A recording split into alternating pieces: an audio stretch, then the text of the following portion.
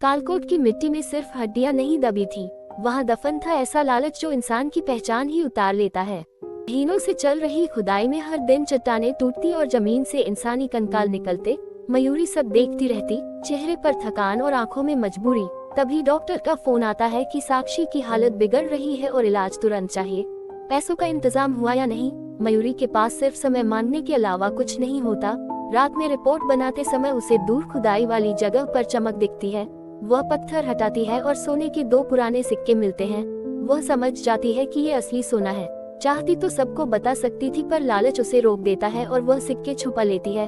अगले दिन वह सीनियर को समझाती है कि यहाँ कुछ नहीं है और प्रोजेक्ट बंद करवा देती है। कुछ दिनों बाद साक्षी का इलाज उन्हीं सिक्कों से हो जाता है। घर में सुकून लौट आता है, लेकिन रात में घर के अंदर आहट सुनाई देती है और दीवार पर मिट्टी का हाथ का निशान रह जाता है। सुबह वह अपनी गर्दन पर सड़ी त्वचा जैसा काला निशान देखती है, पर नजरअंदाज कर देती है। बेचैनी बढ़ती है और एक रात वह औजार लेकर फिर कालकोट पहुंचती है। उसी जगह खोदती है जहां सिक्के मिले थे।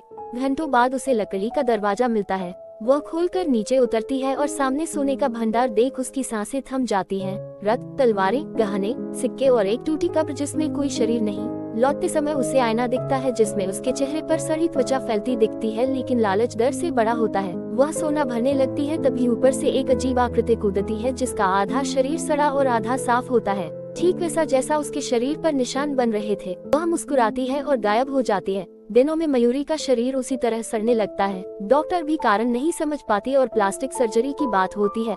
अस्पताल से निकलते समय उसे वही आकृति दिखती है जिसे कोई और नहीं देख पाता। वह सीनियर को सब बताती है और कोऑर्डिनेट्स भेजती है।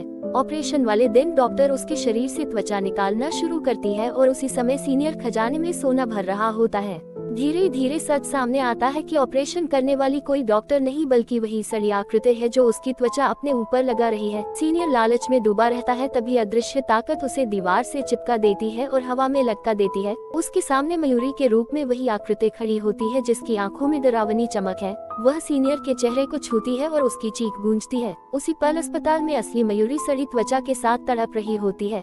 आकृति अब पूरी तरह मयूरी का रूप ले चुकी होती है और अस्पताल से बाहर निकलकर सीधे उसके घर पहुंचती है। साक्षी दरवाजा खोलती है और अपनी मां को देखकर खुश हो जाती है, पर उसकी आंखों में अजीब सन्नाटा होता है। वह साक्षी के सिर पर हाथ फेरती है और उसकी उंगलियों से मिट्टी जरती है। रात को साक्षी सोती है तो वह आकृति उसके कमरे में खड़ी उसे देखती रहती है। सुबह पड़ोसियों को मयूरी बिल्कुल ठीक नजर आती है, लेकिन उसकी चाल में अजीब कठोरता होती है। कुछ दिनों बाद खबर आती है कि कालकोट में फिर से कंकाल मिलने लगे हैं और वहाँ से अजीब रोशनी दिखाई देती है। लोग कहते हैं कि कोई औरत रात में वहां जाती है और मिट्टी खोदती रहती है। उसी समय साक्षी की तबीयत फिर बिगड़ने लगती है और उसके शरीर पर भी हल्के काले निशान बनने लगते हैं। एक रात साक्षी उठकर देखती है कि उसकी मां आईने के सामने खड़ी अपने चेहरे की त्वचा को खींच रही है, जैसे वह उसे उतारना चाहती हो।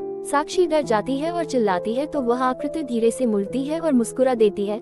उस मुस्कान में ममता नहीं बल्कि भूख होती है। अगले दिन साक्षी नानी को बताती है, लेकिन कोई यकीन नहीं करता। उसी रात साक्षी चुपके से अपनी मां का पीछा करती है और देखती है कि वह फिर कालकोट की तरफ जा रही है।